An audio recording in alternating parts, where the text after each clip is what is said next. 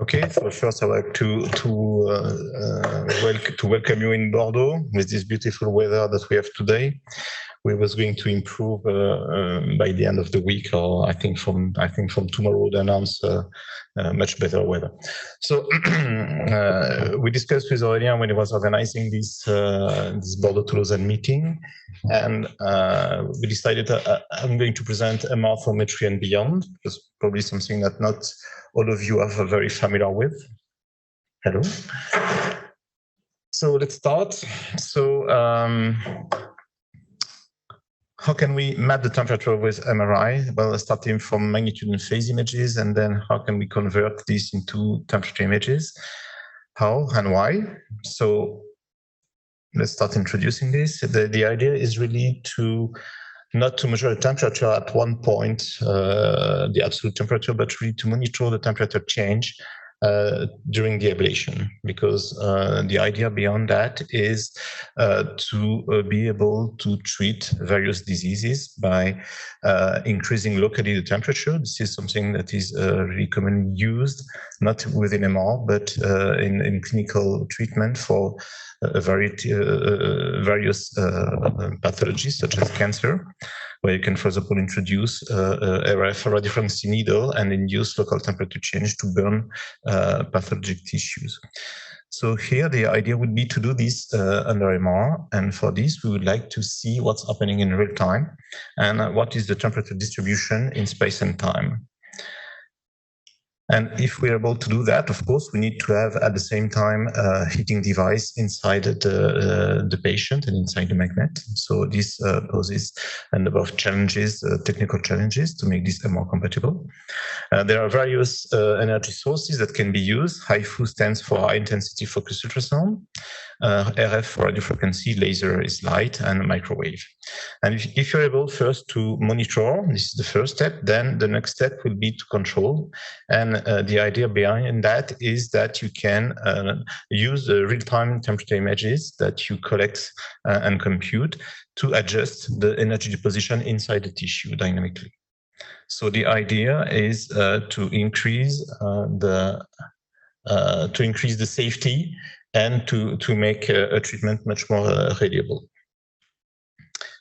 So this is an example. What you can see on the right, this is, of course, we're going to make a video, a movie. It's not just one image, but it's a dynamic imaging.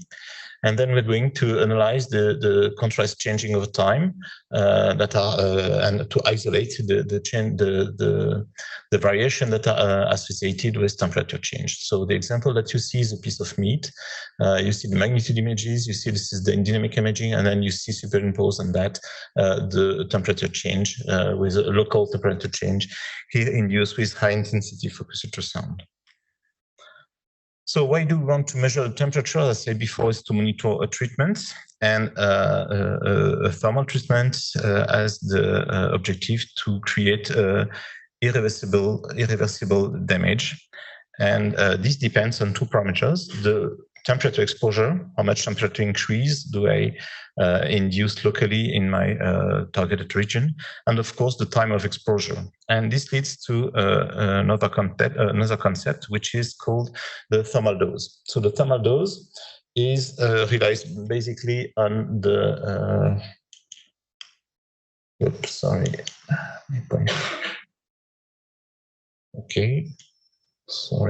relies on the area under the curve of the temperature curve over time.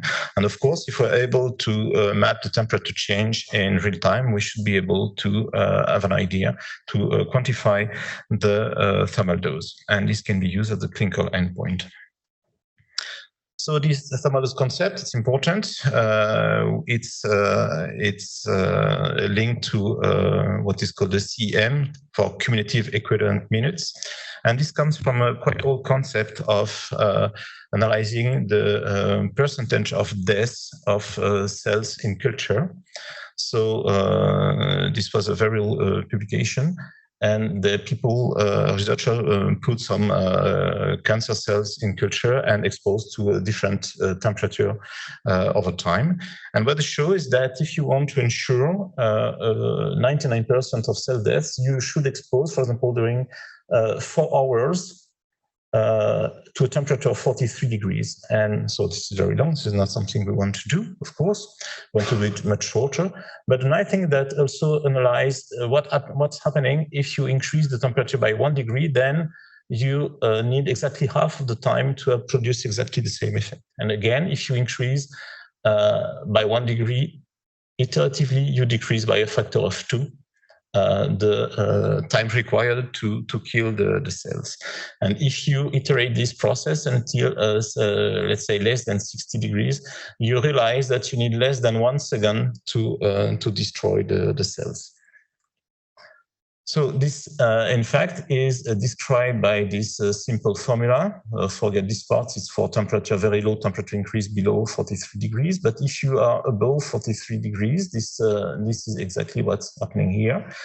Each time you increase by 1 degree the temperature, you multiply by 2 the equivalent dose that you deposit into your tissue. And if then we are able to map the temperature in space and time using MRI, we should be able to map the cumulative equivalent minute, the thermal dose, in real time.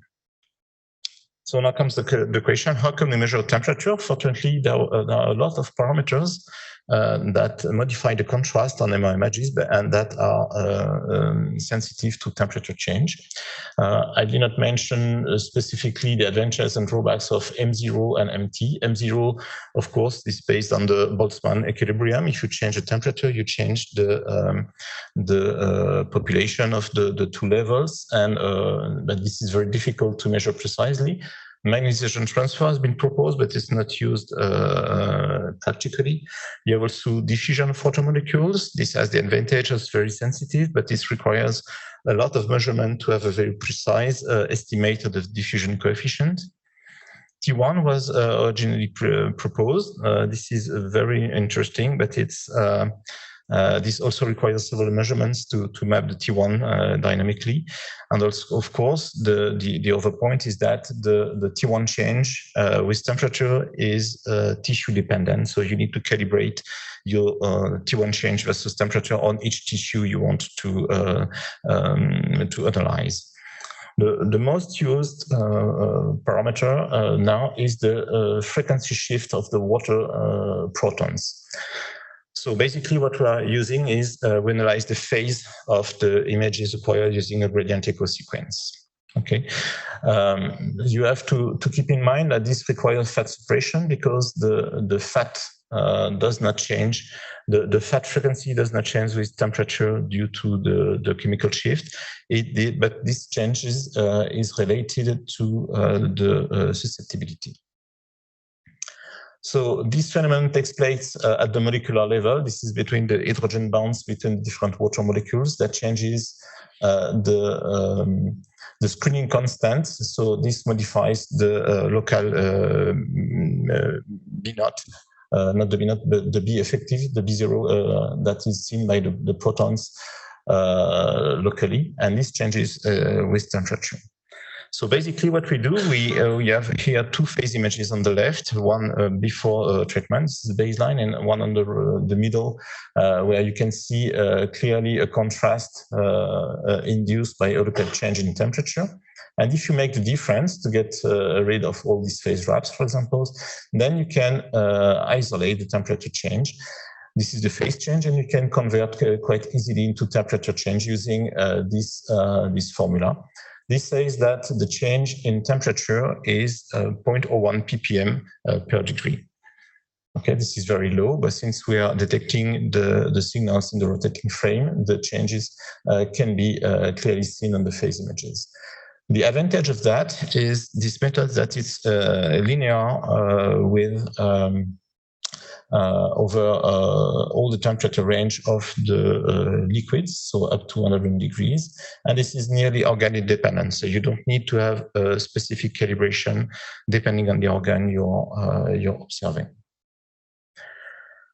Of course, you may have some issues, as always with MR. You need to have the most precise temperature measurement as you can. Ideally, it should be 1 degree or better. And this, of course, is related to the uncertainty of the phase measurement. So I plot here a vector of magnetization in red where you have high SNR. So of course, the angulation here for given noise is given by this aperture here. And if you have exactly the same noise, but a much lower signal amplitude, then your uncertainty of the phase will decrease. And of course, immediately the uncertainty of the temperature measurement will increase as well. And of course, the worst case is when you have no magnetization at all, you have a circle around that, and which means that you are not able to have any precision on temperature. Okay, so the question now is, should I work at high field or low field? Because over the last 20 years, the vendors told us that we should buy higher and stronger magnets. I'm sure you agree. And now comes we have seen the last ISMRAM, there's a tendency to go to lower. So this is here, you need, of course, to have compromise. And of course, you need to tune the acquisition parameters to have a very sufficient phase increase or phase shift to measure a temperature. And of course, if you have at very high field for a given echo time, you will get a very large angulation. So this is very nice. But if you're at high field, the T2 star is shorter, then the amplitude of your magnetization will reduce. So this means that you should go to very low field. If you go to low field, of course, you will get a much longer T2 star. So the signal will disappear slower than at high field, but the signal amplitude will decrease because of the magnetization. So that's really a compromise. So something that I think we will be very interesting to look in the next generation or the current generation of magnet operating at lower field than 1.5 Tesla. So this is a practical formula that gives you an idea. You collect gradient echo images, you measure the SNR on the magnitude image, and this simple formula, given the echo time and the magnet you're working on, gives you an idea of the uncertainty that you should theoretically be able to reach. So if we take an example of 1.5 Tesla with an SNR of 15 and an echo time of 20 milliseconds, this leads to 1 degree standard deviation, which is acceptable. Okay, now comes the idea of the echo time. I mentioned it briefly. In fact, there is we can mathematically demonstrate that the uncertainty of the temperature is proportional to this simple equation. If you look for the minimum of this equation, depending on TE, this shows that you should select the echo time equals to the T2 star. This is the condition under which you get the optimal precision. And you have here an example of brain images acquired at 1.5 Tesla with a single shot EPI sequence varying the echo time, and you can clearly see that you have a decrease of the standard deviation and temperature over this all this pixel here. And if we had increased the echo time longer, we should have seen an increase again. What is important to see is that although this theoretically says that you should be exactly at the T2 star value for the echo time, you have some flexibility. You can choose to be a bit shorter to get a bit more SNR if, for example, you need to exploit the magnitude images for something else. And what usually happens, you can also have it to take into account the constraint on the ablation device that you're going to use. For example, you can see here, this is an example, a very old example experiment we did on a pig. This is an example where you have a radio frequency needle that has been inserted into the liver. You see a very large artifact, a black part here, and the dot line shows the actual size of the device. So, of course, using this device, we are not able to monitor the temperature change at very close vicinity of the device, but you can still have an idea of what's happening at distance, which is what is really important into this application. The second part I would like to mention is that when you're using active devices to induce a temperature change into tissue, you also have to take care about the electromagnetic interferences that you can induce, and that will distort or destroy completely images. This is an example on the right where you have a microwave ablation generator off, and you see that you have no artifact.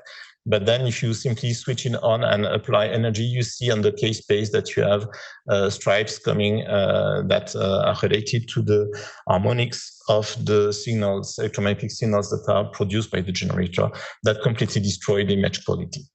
Okay. Of course, if you want to do this inside the MR, another point is the accessibility, particularly if you want to do percutaneous ablation and insert needle through the skin. And so comes also the question of using open magnet versus closed bore, and also having a closed bore with much larger aperture than the current systems. And of course, people are also willing to develop robots or actuators that can be manipulate device remotely inside the MR. So, as we know, management of motion is very difficult in MR, and it's not straightforward. So we need to put efforts on that. So the first thing you can do is, of course, trigger on the respiration, for example, if you want to make ablation inside the liver. And what you see here on the left is a temperature temperature map, which is color-coded, superposed to the magnitude image of the liver of a pig. This is the color in red, the pixel that have reached a thermal dose equivalent to 4 hours at 43 degrees that I showed before. And this is the photograph of the explant after the ablation. And we compared into this series of experiments the size of the ablation measured on the tissue with the size of the ablation that is estimated from the thermal dose. And you can see that you have an excellent correlation curve with a slope very close to 1 and an offset below 1 millimeter. So this shows that the thermal dose is a good indicator to predict or to characterize the lesion that you are creating. This is another example that is more recent. All the technology that we have developed in our team has been transferred to a company that was launched 2 years ago. That's called Certis Therapeutics. And this is an example of a treatment with microwave ablation of a patient with a liver tumor using microwave. And you can clearly see here that you have a temperature change, and you can visualize what's happening in real time, and also select some fiducial points where you can monitor the temperature change in real time.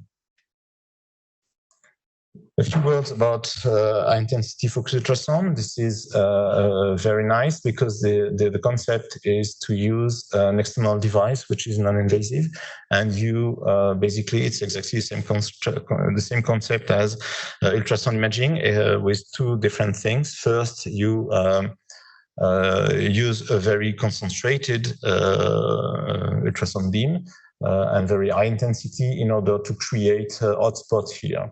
So what you see in this cartoon is that you are able to concentrate the energy in different locations inside the tissue, and this is done using a specific emitter, which is not a single emitter, but is composed of an array of emitters, and changing the electrical phase of each signals that is sent in each individual element will modify the constructive interference between all the individual fields, ultrasound fields generated by each emitter. And then using this, you can target deeper, closer, left, right, and in 3 directions. So this was combined with MRI. This is an example of experiments we did with in my previous lab with a Philips platform designed for the treatment of uterine fibroid, and we developed a research project to show that, to evaluate if we can do that into the liver. So using fast acquisition, single shot EPI, you can map the temperature in different regions. And using this rapid acquisition, you can have these 5 slices every 400 milliseconds. So this means that you can repeat that every 400 milliseconds.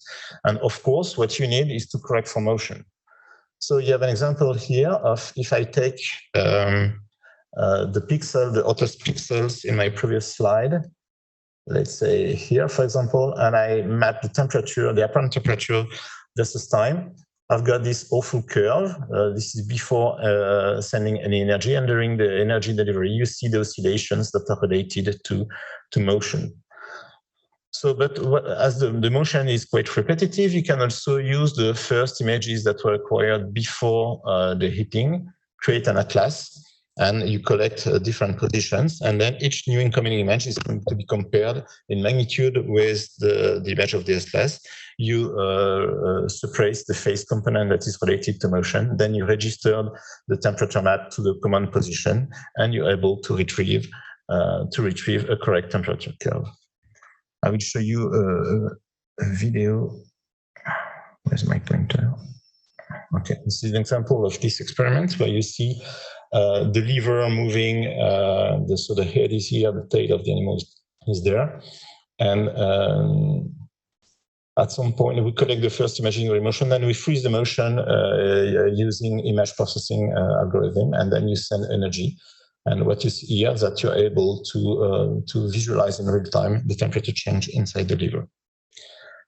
Of course, this is nice, but what's happening physically is that your lever is moving. You freeze the motion from MR temperature, but you still have a fixed point. You're always communicating, but physically your lever is still moving. So you're not concentrating the energy at the same position. And to account for that, one of our former students, Pierre Bourg, in fact, modified a bit the device. He selected a few elements that were used in reception and not in transmission, and using you select the surrounding elements, active elements from the ultrasound transducer to make a push, and you make an echo, and you make an echo simultaneously with four apertures, and using a temporal correlation of these signals, you can retrieve what is the displacement of your target in 3D real time. If you do that, this means that you can estimate the position of your target, and you can then adjust the phase of the phase signals on each element of your transducer to follow the target. So you make a tracking, which is only ultrasound based. Okay, and of course you can do a morphometry at the same time. If you do that, okay, I'm going to show you an example. So on the top, you see gel moving back and forth, and you have no correction of no beam steering of the ultrasound, and you see clearly the trace due to the motion. And on the bottom, forget the first images here, if now you correct both for the motion and temperature images and on the beam, you concentrate the energy. And if you look at the temperature, at the hottest point, of course, if you concentrate the energy, if you track the motion, you have a much higher efficiency in terms of treatment. We did exactly the same on the pig liver. So this shows that technically you can combine motion compensation on the MR images in real time with motion compensation of the ultrasound beam using ultrasound techniques. I'm going to go briefly on through cardiac morphometry. Here, the difficulty is that you need very high spatial and temporal resolution. So what we use is API sequence, which is triggered in the ECG and combined with a navigator, as was presented before by Ruud. And Valérie mainly developed a morphometry pipeline. And you can stream the data, the acquired data in real time, reconstruct the images, and then do a lot of processing to retrieve the correct temperature maps. This is an example where you see, for example, in a single pixel, the apparent temperature change if you do motion compensation on magnitude images. Then if you compensate for the phase changes that create susceptibility artifacts on the phase, you get this much nice curve, but you still get phase drift. And then if you correct the drift, and you can also add filters, you can end up with an uncertainty below 1 degree. So this is an example of a video on the heart of a sheep where you have RF ablation. You can see in this central line is a zoom view of the top images and from the temperature, and the last row is the accumulated thermal dosing time. You can also use MR after the treatment to visualize the lesion. What's important here is to see the core of the lesion and the edema surrounding that appears as an hypo signal. So this can be done with the standard inversion recovery sequence without injection of corticosteroid agents by adjusting the inversion time. So again, what we show is that we have an excellent correlation between the size that we measure on the thermal dose images and the size of the actual lesion. Of course, you can do something much more sophisticated if you have catheters that allow to have, for example, microcoils on top of that, and you can track the motion. And if you do that, you're able to, you're able to see the temperature change, the thermal dose again, and look at the same time the electrophysiology signals that are modified during the ablation. They implemented that onto the scanner and tested several patients because, of course, then you might have the influence of arrhythmia, and this introduced a very nice concept that you find in the literature when you can plot the beat duration as a function of the beat duration of the previous beat, and if you have something very regular, you get a single point, and if you start to have arrhythmia, you get different patterns. What he showed that although you have a very complicated pattern, even in presence of quite strong arrhythmia, you're still able to measure the temperature with a quite good quality. I want to finish rapidly with other applications where you can, for example, use this on small animals. This is an experiment that was done recently. And here the idea is also to predefine the temperature curve that you want to achieve in time. And then you're going to analyze the temperature change and adjust the power dynamically. This is a slide. This graph was stolen from Manon's presentation. So probably you will have to you can discuss with her later. And if you do that, for example, you can do on these small animals, you can, for example, analyze the influence of different heating patterns, different heating conditions on the cell survival, for example, in tumors. I'm not going to describe this into many details because we're running out of time. So in conclusion, MR thermometry is feasible on preclinical and clinical scanners. It can be used on most of the soft tissues. It relies on fast acquisitions. You need to have real-time image reconstruction and transfer because you want to process this on the fly. You need to compensate for a number of artifacts: susceptibility, motion, electromagnetic interferences, magnet drift, and you need to develop dedicated instrumentation and workflow to optimize the treatment. You can also use not only this for monitoring, but also for controlling the heat deposition in real time. And this can be applied to various conditions for thermal ablation, but also for control of gene expression of our local drug delivery. So thank you.